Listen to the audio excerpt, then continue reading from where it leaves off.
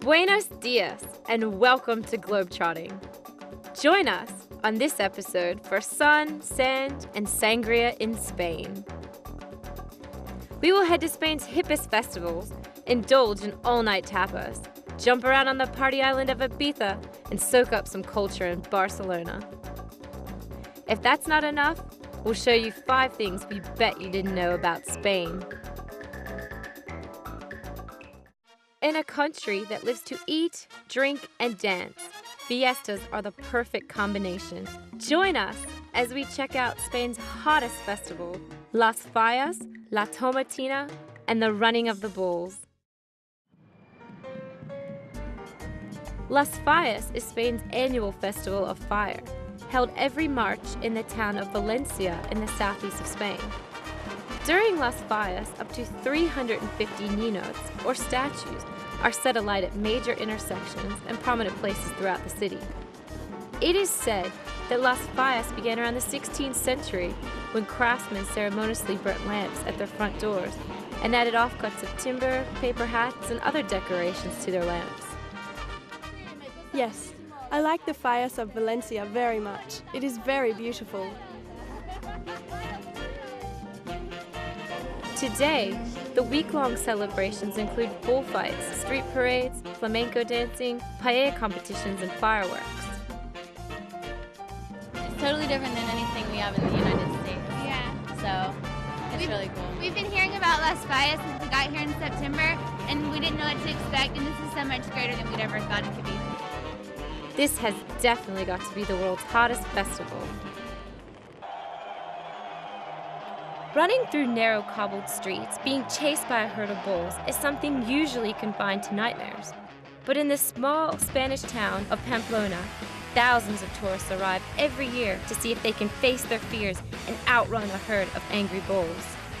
I don't know, pretty excited right now. I'm not really sure what's going to happen. Gonna try not to die.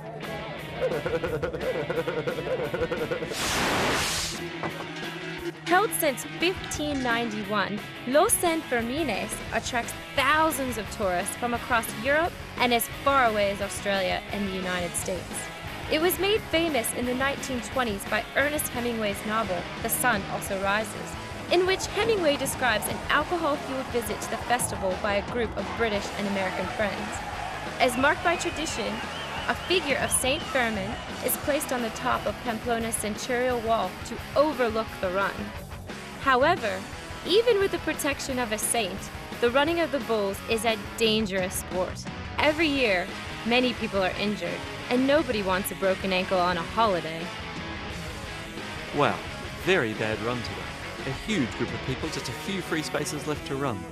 So when the bulls were split into 2 groups, right by the area where I was running, on Melthadera Street, there were a lot of crowds. That never lets you down. Has never let me down, and that's why I keep coming back. Maybe this is a festival best enjoyed from the sidelines, not in the firing line. 40 kilometers down the road from Valencia, in the small industrial town of Buñol, a different kind of festival takes place every August.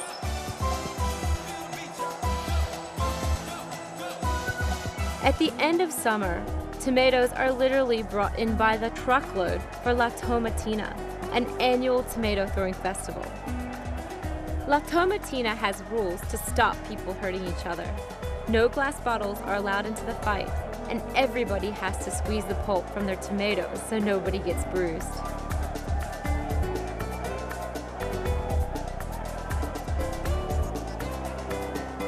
There are many different stories about how La Tomatina originated. Some say it began as a class war between local boys and the wealthy young tourists in Buñol. Others imagine a fight at a restaurant that got out of hand and eventually involved the whole town. Today, each and every tomato thrower just enjoys being in the ultimate food fight. Hey, fantastic, man. Fantastic. Hey? What is your feeling? How you feeling? Oh, man, I'm feeling red. Whatever its origins, La Tomatina is a festival for people of all ages to have fun with food.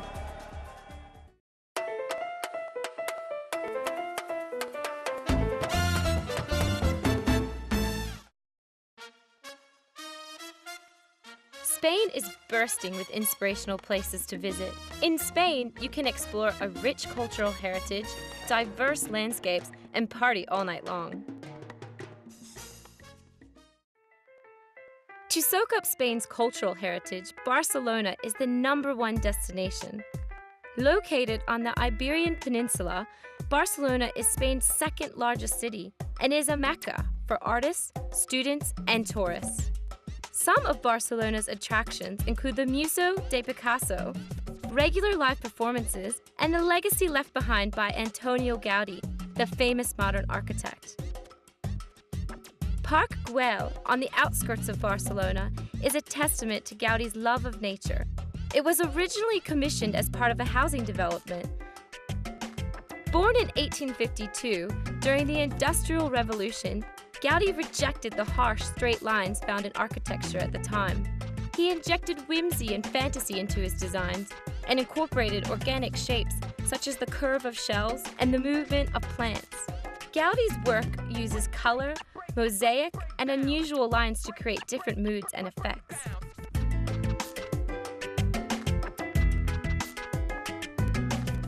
In the early 1900s, Gaudí turned his attention to his masterpiece, La Sagrada Familia, the Church of the Holy Family.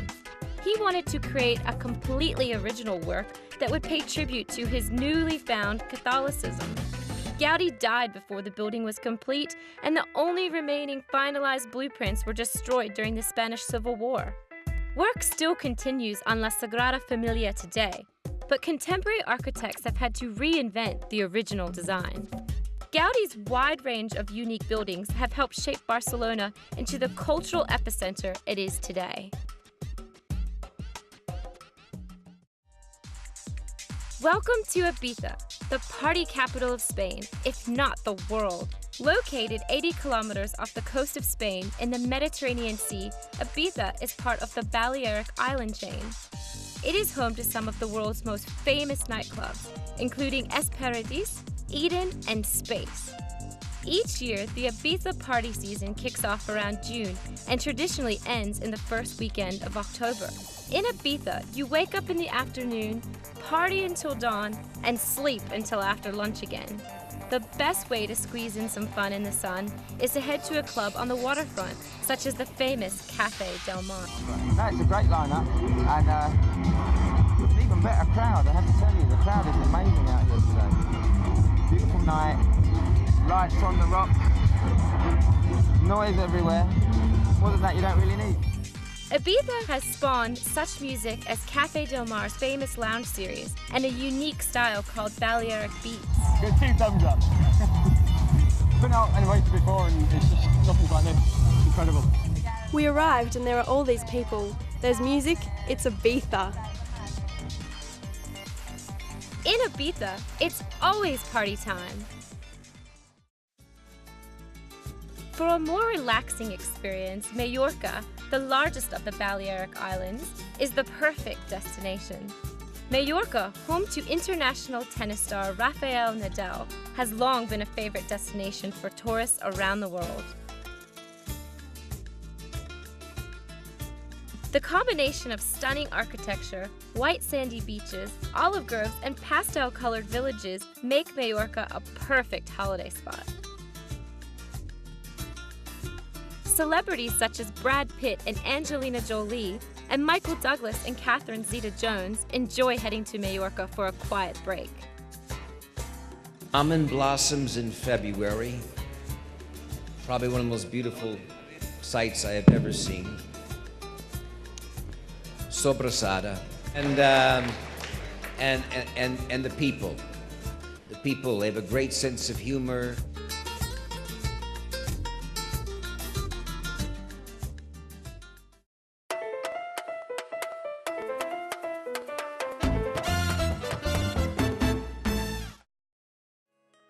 Spain is alive with artistic culture and tradition. From flamenco dance to revolutionary architecture, from modern artists to Hollywood starlets, Spain feeds off its energetic culture. Flamenco is an expression of passion. Using dance, hand claps, guitar, vocals, and vibrant costumes, flamenco expresses the artist's life and passion.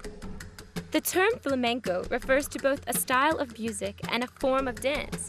As music, flamenco is characterized by the use of the guitar as a percussive instrument, and the use of hand and foot taps as part of the rhythm. As dance, flamenco features intricate hand movements, foot stomping, and twirling. Flamenco was born out of exile. When gypsies arrived in Spain from India in the 15th century, they were forced to change the way they dressed, spoke, and lived. Instead of conforming, they fled to treacherous mountain regions where authorities could not find them. And during this time, they developed flamenco. A true flamenco dance is not choreographed. It is spontaneous and lively, so that no two performances are ever the same. Pablo Picasso is one of Spain's most admired painters. Born in Andalusia in 1881, Picasso became one of the most influential artists of the 19th century, co-founding the artistic movement Cubism. Picasso was a child prodigy, but in his teens he rebelled against the traditional or classical modes of painting and began depicting the world as he felt it, not as how he saw it. Picasso's most famous works depict fragmented faces in heightened colors. Salvador Dali is another of Spain's famous creative exports. Dali worked in painting, sculpture, and film, and he left his mark on all these fields. Dali was influenced by the work of psychoanalyst Freud, and he used art to depict the unconscious world. One of Dali's most recognizable motifs, the image of melting clocks, came to him when he saw a piece of camembert cheese going soft in the sun. Glamour girl Penelope Cruz is leading the pack when it comes to promoting Spain as the glam capital of the world. Cruz, who initially studied ballet, turned to acting when she was 15. Since then, she has become the first Spanish actress to be nominated for an Academy Award. Cruz's personal life has regularly made headlines. Her 3-year relationship with Tom Cruise was made public after a split from former wife Nicole Kidman. She then went on to date Matthew McConaughey before she became one half of the Spanish power couple Cruz-Bardem. Aside from being linked to Penelope Cruz, Javier Bardem has gained fame in his own right. In 2008, Bardem became the first Spanish actor to win an Oscar. He received the Best Supporting Actor award for his portrayal of the homicidal maniac in Joel and Ethan Coen's No Country for Old Men. Bardem's success impacted the whole of Spain. The people were proud of their nation and supportive of the actor. Bardem's family were especially pleased. This is a personal achievement for Javier, an achievement that he chose to share with his fellow actors and dedicate to Spain. I feel proud of him because he has reached a high point that neither him nor us thought he was going to reach. His career had certainly pointed that way, and I'm very happy for him. It's very important, both for him personally and as an actor, but also for Spanish cinema in general, right? Such an award recognising his talent in Hollywood, the birthplace of cinema. That's huge. After his Oscar high, Bardem plunged straight into a light-hearted role in Vicky Cristina Barcelona, a Woody Allen movie set and filmed in Barcelona. The movie came to Spain. Everybody felt truly honored about having and welcoming somebody like Woody Allen to our own country. Having in mind that Spain is a country that really adores Woody Allen's work.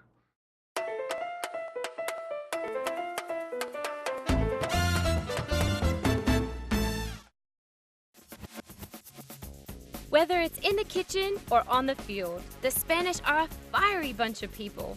Share their passions by indulging in fresh food or getting swept away by the football frenzy. Eating and drinking with friends and family is an important part of Spanish culture. Whether it's a home-cooked feast or tapas at a bar, the Spanish love to eat together. The best way to get a taste of Spain is to spoil yourself with tapas. Tapas involves having numerous small courses and sharing these with friends and family, passing food around and being able to taste everything. Tapas is so good in Spain because of the fresh produce available and myriad influences in Spanish cuisine. From Roman, Moorish, and Aztec cuisine, the Spanish have taken flavors such as orange, almond, chili, chocolate, and tomato, and combined them in their own special way. Spain's enviable geographic position between the sea and country has meant that fresh foods are readily available, including seafood, poultry, meats, and fruit and vegetables.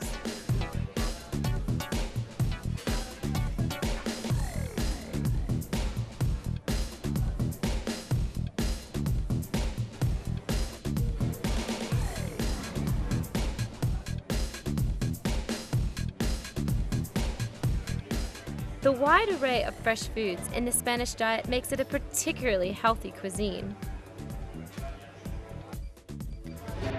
I definitely eat a lot more vegetables, a lot more fresh food, a lot more salads. I think the climate, not today, but the climate certainly encourages you to eat a lot more vegetables, a lot more salads, things like that. So yeah, I certainly feel a lot better in what I eat, for sure. Another crucial ingredient in the healthy Spanish diet is olive oil. Olives are grown throughout Spain, which means they produce some of the finest oils in the world. Olive oil's benefits come from its high content of monosaturated fatty acids and, increasingly in its extra virgin variety, the antioxidants. These are eliminated in other types of oil, but are found naturally in olive oil. The Mediterranean diet is so important in Spain that officials applied to UNESCO to give it cultural icon status. I totally support the UNESCO bid to protect and shelter our Mediterranean diet and include it on the world's cultural heritage list. I think it's a great initiative, and I'd be happy to contribute with anything that's in my hand for that to go through. Why? First of all, even more important than the UNESCO support is our capacity to keep it and save it. Buenos appetitos! Aside from food, there is nothing the Spanish love more than cheering for their team in the great game of football. Spain is home to many successful football clubs. According to FIFA, Real Madrid is the most successful football team in Europe, although they are criticized for buying their way to the top.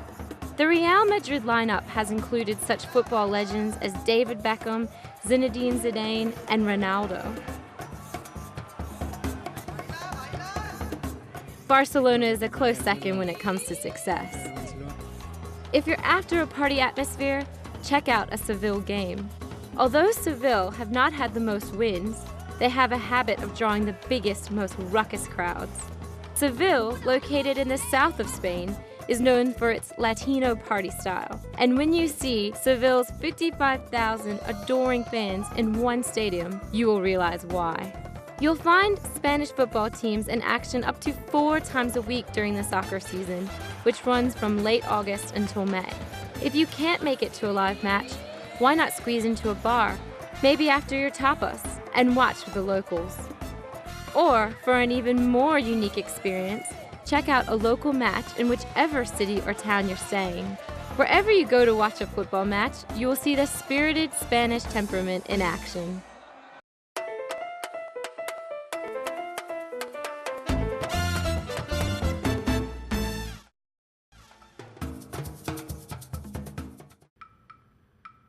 Did you know?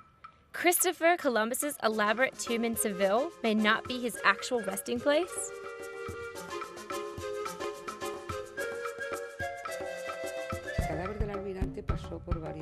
The corpse of Columbus was carried through various places. He was first buried in Valladolid, then brought to Seville, and after that he was taken to Santo Domingo in the Dominican Republic. But after the Treaty of Basel, when the Dominican Republic was given to France, the Spanish government decided to bring him to Havana, Cuba, where he remained for a few years. But then we lost Cuba and the body was brought back to Seville. In 1877, a box marked Don Christopher Columbus was found in Santo Domingo. To this day, people are still unsure where the real body lies. Did you know? Master filmmaker Woody Allen did not always intend to set Vicky Cristina Barcelona in Barcelona. I took the money to make a film in Barcelona. I said I could do it. They said, can you do it if we give you the money to make a film in Barcelona? And I said yes. So I had to sit home and think of a film in Barcelona. The film took its inspiration from the romance of the city.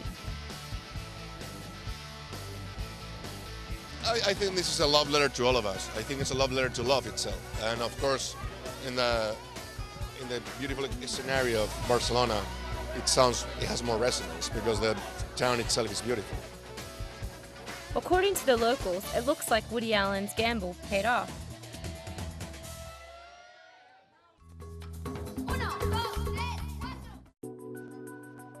Did you know? Spanish musician Manu Chao was born to be political? As a child, Chao's family were forced to leave Spain as his father and grandfather were political rebels. Today, Chao is on a crusade to raise awareness of global issues. Chao's music centers around peace and non-violence. Nobody gonna resolve the problem sending bombs. Violence gonna call more violence, and more violence gonna call more violence. We're not in the right spiral, you know? Chao's politics must be appreciated. He has played at festivals across the world, such as England's Glastonbury and America's Coachella, and has been covered by artists such as Robbie Williams and Lily Allen.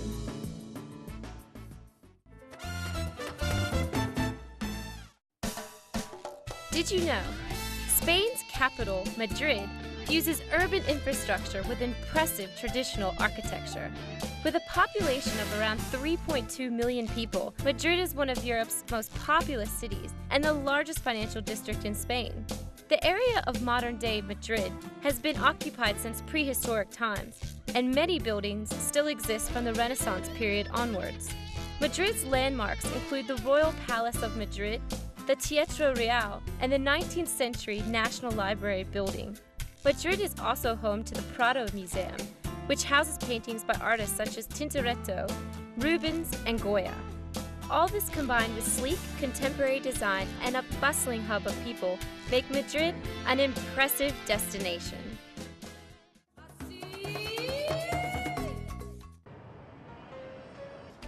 Did you know? Matadors train from the time they are teenagers?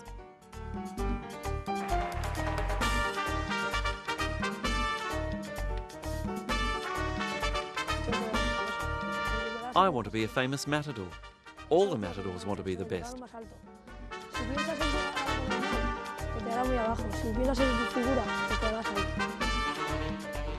In the past, people from poor areas became matadors to achieve fame and fortune. Today, matadors, literally translated as killer from Latin, are considered to be both artists and athletes, possessing great agility, grace, and coordination. For all of this to be combined with bravery is a young boy's dream.